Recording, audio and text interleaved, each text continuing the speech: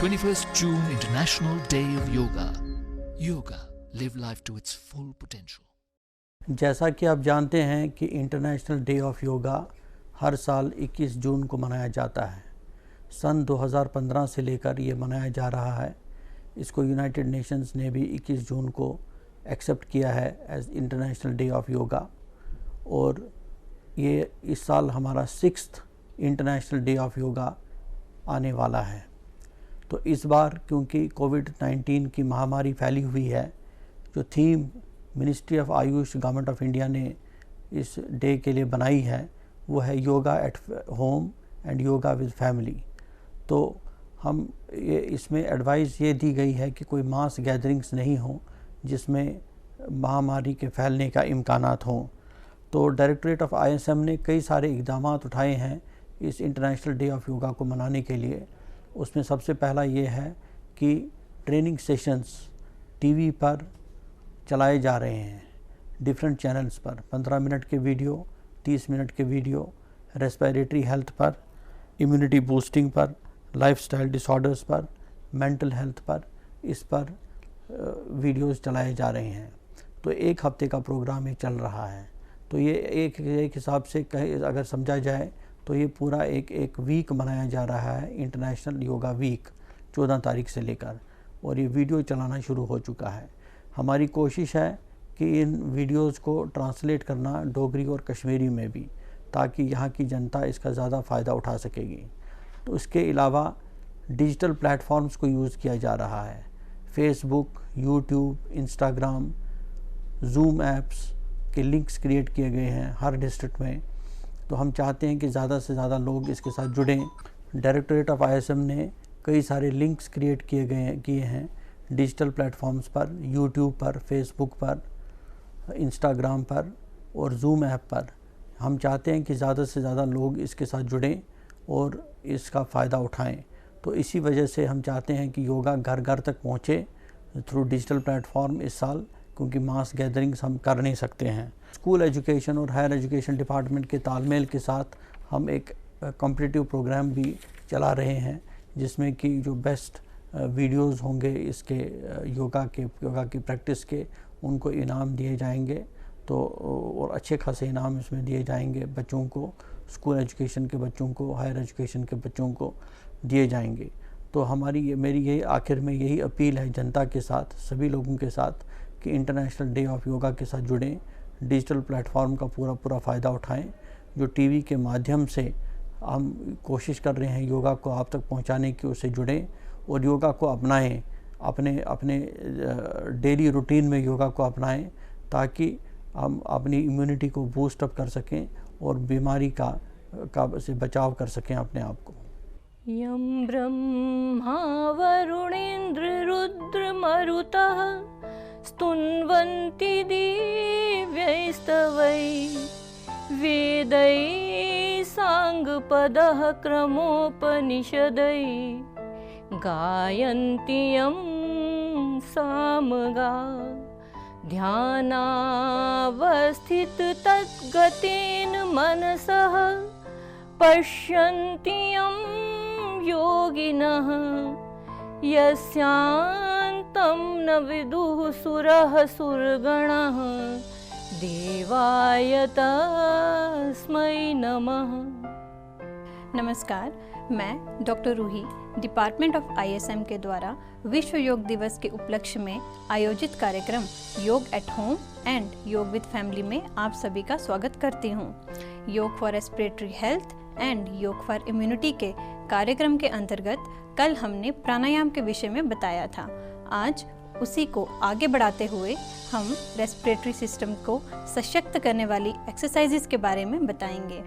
इन आसनों के द्वारा लंग्स की क्षमता बढ़ती है, शरीर को रोग से लड़ने की शक्ति मिलती है। इसके अतिरिक्त थायराइड ग्लैंड एवं थाइमस पर भी सकारात्मक प्रभाव पड़ता है। अब हमारे योग विशेषज्ञ डॉक्टर निधि शर्मा और श्री नीलम कुमार जी आज के योगासन प्रस्तुत करेंगे। ताड़ासन। जिन व्यक्तियों को अर्थराइटिस और वेरिकोज वेन हो वह इस आसन का अभ्यास ना करें। दोनों पैरों के बीच 2 इंच की दूरी रखें। सांस अंदर लें और दोनों हाथों को कंधे के स्तर तक उठाएं। दोनों हाथों की उंगलियों को एक दूसरे में फंसाएं तथा श्वास भरते हुए हथेलियों को बाहर की ओर रखते हुए दोनों भुजाओं को सिर से ऊपर उठाएं। भुजाओं को ऊपर ले जाने के साथ साथ एड़ियों को जमीन से ऊपर उठाएं और पैर की उंगलियों पर अपना संतुलन बनाएं। इस स्थिति में 10-15 सेकंड तक रुकें। एड़ियों को वापस जमीन पर लाएं। श्वास को शरीर से बाहर छोड़ते हुए हाथ की उंगलियों को अलग करें। भुजाओं को वापस लाएं और प्रारंभिक अवस्था में वापस आएं। अब इस आसन का एक पुनः अभ्यास किया जाएगा। इस आसन के अभ्यास से शरीर में स्थिरता आती है। यह मेरुदंड से संबंधित नाड़ियों के रक्त संचय यानी ब्लड सर्कुलेशन को ठीक करने में भी सहायक है। यह आसन तनाव को दूर करता है और इम्यूनिटी को बढ़ाता है।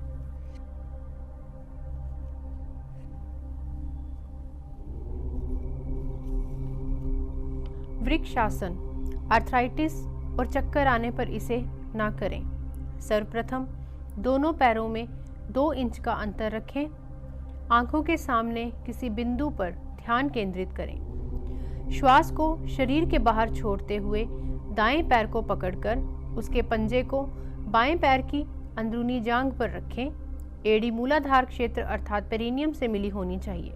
श्वास को शरीर के अंदर लेते हुए दोनों हाथों को ऊपर की ओर ले जाकर दोनों हथेलियों को जोड़ें। इस स्थिति में 10 से 30 सेकंड्स तक रहें और सामान्य रूप से श्वास लेते रहें। श्वास को शरीर के बाहर छोड़ते हुए हाथों को नीचे लाएं और पैर को पूर्व अवस्था में वापस लेकर आएं।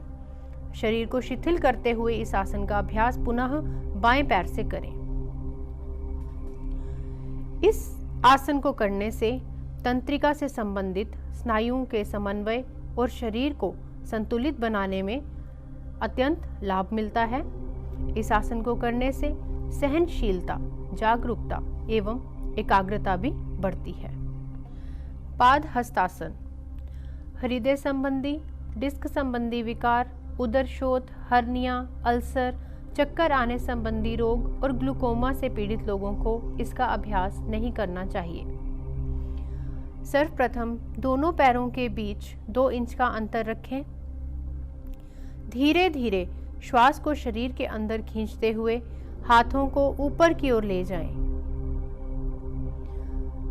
कटी भाग से शरीर को ऊपर की ओर ले जाएं। श्वास को शरीर के बाहर छोड़ते हुए सामने की ओर झुकें जब तक हथेलियां जमीन को स्पर्श ना करें। कमर को खींचते हुए जितना संभव हो सीधा रखने का प्रयास करें। सामान्य श्वास प्रश्वास के साथ इस शारीरिक स्थिति में 10 से 30 सेकंड तक रुकें। श्वास को भरते हुए धीरे धीरे हाथों को सिर के ऊपर तक खींचकर रखना चाहिए। श्वास को शरीर के बाहर छोड़ते हुए धीरे धीरे विपरीत क्रम से प्रारंभिक अवस्था में वापस आ जाएं। इस आसन का अभ्यास एक बार दोहराएं। यह आसन मेरुदंड को लचीला बनाता है, पाचन को बढ़ाता है, मासिक धर्म से संबंधित समस्याओं को दूर करने में अत्यंत सहायक है। यह आसन इम्यूनिटी को बढ़ाने में भी सहायक है।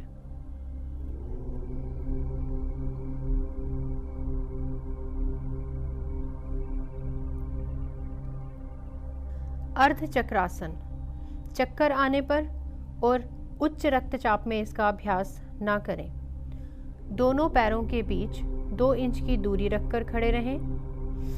दोनों हाथों की अंगुलियों से कमर को बगल से पकड़ें। सिर को पीछे की ओर झुकाते हुए ग्रीवा की मांसपेशियों को खींचें। श्वास लेते हुए कटी भाग से पीछे की ओर झुकें। श्वास को बाहर छोड़ते हुए शिथिल हो जाएं। इस स्थिति में 10 से 30 सेकंड तक रुकें तथा सामान्य रूप से श्वास लेते रहें। श्वास को अंदर खींचते हुए धीरे धीरे प्रारंभिक अवस्था में वापस लौटें। अब इस आसन का एक बार पुनः अभ्यास करें। इस आसन के अभ्यास से मेरुदंड लचीला बनता है और सर्वाइकल स्पॉन्डिलाइटिस जैसी अवस्थाओं में लाभ मिलता है। अब हम बैठकर किए जाने वाले कुछ आसनों का अभ्यास करेंगे। सर्वप्रथम दंड आसन की स्थिति में आ जाएं। दोनों पैरों को सामने की ओर खींचते हुए सीधा बैठें। दोनों हाथों को शरीर के बगल में जमीन पर रखें और शरीर को ढीला छोड़ें। यही दंड आसन की स्थिति है।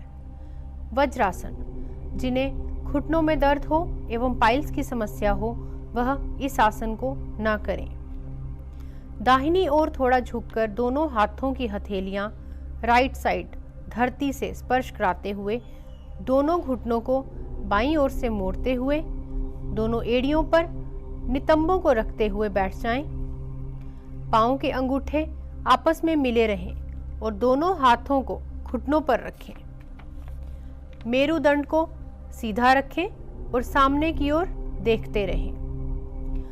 वज्रासन एकमात्र आसन है जिसे भोजन के पश्चात करते हैं। उदर रोग और आलस्य का नाश करता है। इस आसनाभ्यास से उदर एवं पार्श्व में जमे हुए मेद का नाश होता है। रीढ़ की हड्डी लचीली बनती है, तनाव दूर होता है। यह आसन शरीर को वज्र के समान शक्तिशाली बनाता है और रोग की प्रतिरोधक क्षमता भी बढ़ाता है। पुनः दंडासन में बैठ जाएं। गोमुखासन, जिन्हें आर्थराइटिस की समस्या हो वह पैरों को मोड़कर इस आसन को ना करें। दाएं पैर को यानी कि राइट पैर को घुटनों से मोड़कर बाएं लेफ्ट नितंब के पास स्थिर रखें। इसी प्रकार बाएं पैर को मोड़कर दाएं पैर के ऊपर रखें जिससे दाएं घुटने के ऊपर बायां घुटना आ जाए। अब दाएं यानी राइट हाथ को बगल से पीठ के पीछे ले जाएं और बाएं यानी लेफ्ट हाथ को कोहनी से मोड़कर ऊपर उठाते हुए बाएं कान की तरफ से पीछे ले जाएं और दोनों हाथ की अंगुलियों को आपस में जकड़ लें। क्षमता अनुसार इस स्थिति में रुकें। धीरे धीरे उंगलियों की जकड़न को खोलते हुए हाथों को आगे लाते हुए सामान्य स्थिति में लौट आएं। इसी प्रकार इस आसन का अभ्यास दूसरी ओर से भी करें। इस आसन के अभ्यास से फुफ्फुसों पर सकारात्मक प्रभाव पड़ता है। मधुमेह एवं धातु दौर्बल्य में भी अत्यंत लाभकारी है। यह आसन शरीर की रोग प्रतिरोधक शक्ति को बढ़ाता है।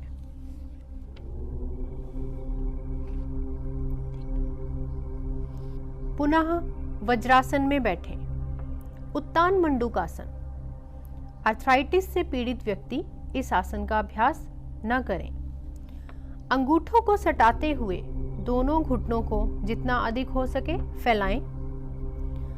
अपने दाएं यानी राइट हाथ को उठाएं, उसे कोहनी से मोड़ते हुए पीछे ले जाकर बाएं कंधे से नीचे की ओर रखें। इसी प्रकार बाएं हाथ का उपयोग करते हुए अभ्यास करें और अपनी हथेली को ऊपर ले जाकर दाएं कंधे से नीचे की ओर रखें। कुछ देर तक इस स्थिति में रुकें, उसके बाद विपरीत क्रम से वापस आएं।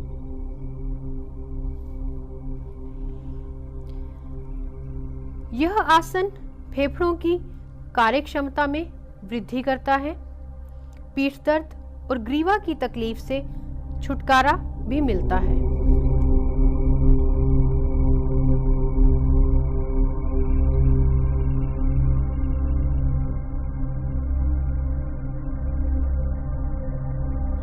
अर्ध उष्ट्रासन, आर्थराइटिस, हर्निया, उदर संबंधी विकार एवं चक्कर आने जैसी अवस्थाओं में इसका अभ्यास ना करें। वज्रासन में बैठ जाएं, फिर घुटनों पर खड़े हो जाएं। हाथों को नितंबों पर इस प्रकार रखें कि अंगुलियां जमीन की ओर हों। अब सिर को पीछे की तरफ झुकाते हुए ग्रीवा की मांसपेशियों को खींचें। श्वास को अंदर खींचें एवं शरीर को जितना संभव हो सके झुकाएं। सामान्य रूप से श्वास लेते हुए 10 से 30 सेकंड तक इस अवस्था में रुकें। श्वास अंदर खींचते हुए सामान्य अवस्था में वापस लौटते हुए वज्रासन में बैठ जाएं। यह आसन फेफड़ों की कार्य क्षमता को बढ़ाता है, सिर एवं हृदय क्षेत्र में रक्त संचार को बढ़ाने में अत्यंत सहायक है। पीठ व गर्दन की मांसपेशियां भी मजबूत करता है। शशक आसन, अधिक पीठ दर्द में इसका अभ्यास न करें। वज्रासन में बैठते हुए दोनों पैरों के घुटनों को एक दूसरे से दूर फैलाएं। श्वास छोड़ते हुए आगे की ओर झुकें और ठोड़ी को जमीन पर रखें। दोनों भुजाओं को समानांतर रखें, सामने की ओर देखें और इस स्थिति को बनाए रखें। श्वास को अंदर खींचते हुए ऊपर की ओर आ जाएं। दंडासन में आएं, फिर विश्राम करें। शशक आसन का अभ्यास तनाव और चिंता को कम करने में सहायक है। जननांगों में कसावट लाने में यह अभ्यास अत्यंत सहायक है। अब हम पेट के बल लेटकर किए जाने वाले कुछ आसनों का अभ्यास करेंगे। मकर आसन, सर्वप्रथम पेट के बल लेट जाएं।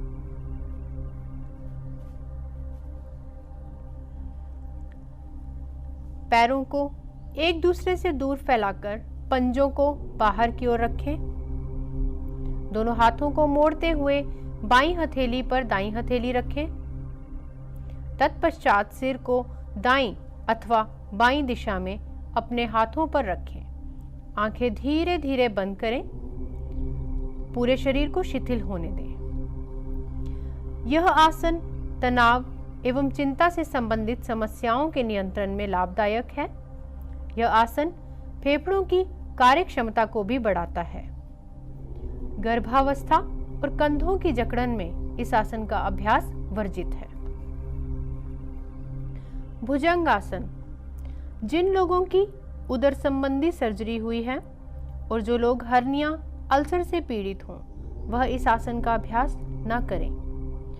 पेट के बल लेटे हुए हथेलियों को वक्ष के बगल में रखें और कोहनियां ऊपर की ओर उठा लें।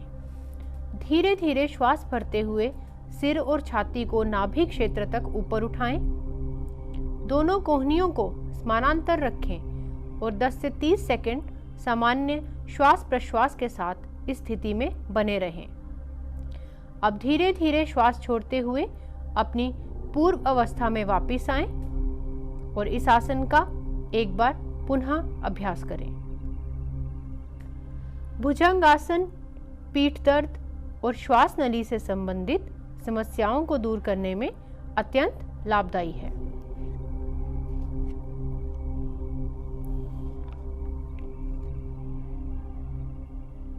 अर्धशलभासन, जिन्हें हाई ब्लड प्रेशर और हर्निया हो वह इस आसन का अभ्यास ना करें। दोनों पैरों को सीधा कर लें। ठोड़ी जमीन पर रखते हुए दोनों हाथों को शरीर के बगल में इस तरह रखें कि हथेलियां धरती को स्पर्श करें, या अपनी सुविधा अनुसार हथेलियों को जांघों के नीचे भी रख सकते हैं। श्वास भरते हुए घुटनों को बिना मोड़े राइट लेग को जितना हो सके जमीन से ऊपर उठाएं। यथाशक्ति इस स्थिति में रुकें। श्वास छोड़ते हुए पैर को धीरे धीरे जमीन पर वापस ले आएं। इस आसन को दूसरे पैर से भी अभ्यास करें। अर्धशलभासन का एक बार पुनः अभ्यास करें। इस आसन के अभ्यास से श्वास एवं हृदय रोग में लाभ प्राप्त होता है। कटी प्रदेश में लचीलापन आता है। उदर रोग, विबंध, अजीर्ण व्याधियों से मुक्ति मिलती है। वक्ष प्रदेश और फेफड़ों पर सकारात्मक प्रभाव पड़ता है और इनकी कार्यक्षमता बढ़ती है। श्वेत प्रदर एवं रक्त प्रदर में भी अत्यंत लाभ प्राप्त होता है। अब हम पीठ के बल लेटकर किए जाने वाले आसनों का अभ्यास करेंगे। सेतु बंधासन। अल्सर एवं हर्निया से ग्रस्त व्यक्तियों को यह आसन नहीं करना चाहिए। पीठ के बल लेटते हुए दोनों पैरों को घुटनों से मोड़ते हुए एड़ियों को नितंबों के पास ले आएं।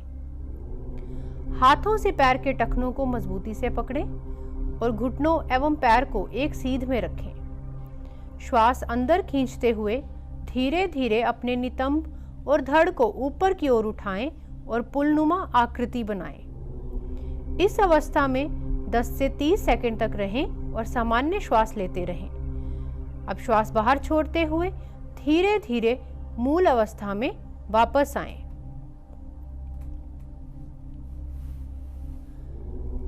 अब इस आसन का एक बार पुनः अभ्यास करें।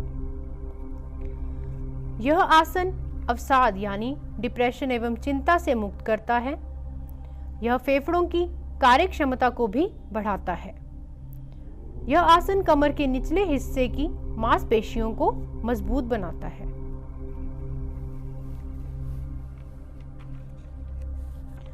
सर्वांगासन। सर्व शरीर के प्रभावित होने से इस आसन को सर्वांगासन कहते हैं। जिन्हें हाई ब्लड प्रेशर, हृदय संबंधी विकार हो, सर्वाइकल स्पॉन्डिलाइटिस, स्लिप डिस्क हो, वह इस आसन को ना करें। दोनों पैरों को मिलाएं।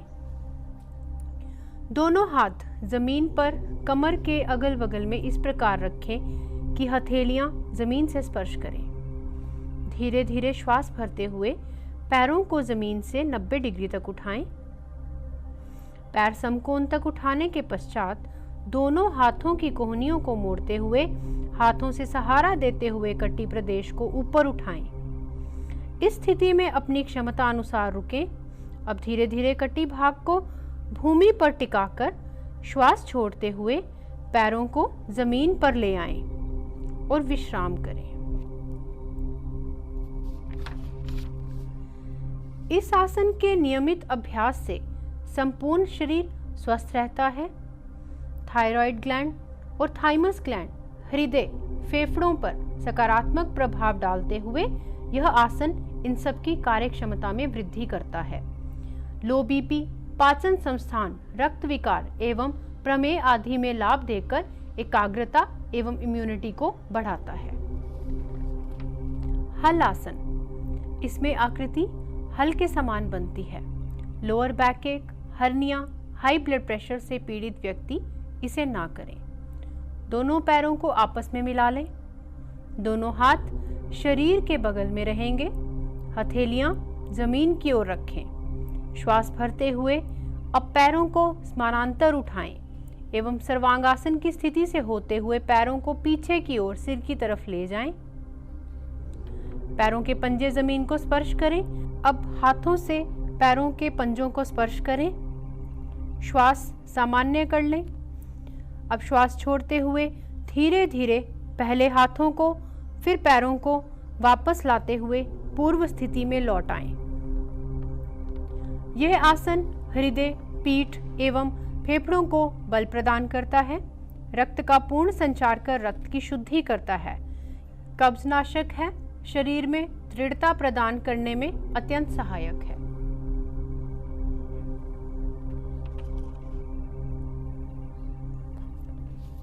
कर्ण पीड़ासन। सर्वप्रथम अपने दोनों पैरों को मिला लें। श्वास भरते हुए धीरे धीरे दोनों पैर एक साथ ऊपर उठाएं और हल आसन की स्थिति में आ जाएं। अब दोनों घुटने मोड़ते हुए कानों के पास धरती से स्पर्श करें। श्वास छोड़ते हुए धीरे धीरे पैरों को वापस लाते हुए सामान्य स्थिति में लौट आएं और विश्राम करें। यह आसन समस्त स्नायु संस्थान सशक्त और सुचारू रूप से क्रियाशील बनाने में सहायक है। मेरुदंड को लचीला बनाता है। हृदय एवं फेफड़ों की कार्यक्षमता को भी बढ़ाता है। मत्स्यासन। सर्वप्रथम दोनों पैरों को मिलाएं। दाहिने पैर को बाईं जंघा पर और बाएं पैर को दाहिनी जंघा पर रखें। इस प्रकार यह पद्मासन जैसी स्थिति बन जाती है। श्वास भरते हुए दोनों हाथों का सहारा लेते हुए ग्रीवा, पीठ और छाती जमीन से उठाते हुए धनुष जैसी आकृति बनाएं। घुटने जमीन पर टिके रहेंगे। हाथों से पैरों के अंगूठे पकड़कर कोहनियां भूमि पर टिकाएं। यथाशक्ति इस स्थिति में रुकें। अब ग्रीवा और कमर को भूमि पर टिकाएं। श्वास छोड़ते हुए धीरे धीरे पैरों को सीधा करके शव आसन की स्थिति में विश्राम करें। इस आसन के अभ्यास से थायराइड ग्लैंड, थाइमस ग्लैंड और गले के रोगों में लाभ प्राप्त होता है। यह आसन फेफड़ों की कार्यक्षमता को भी बढ़ाता है। अब आप ध्यानात्मक अवस्था में बैठ जाएं।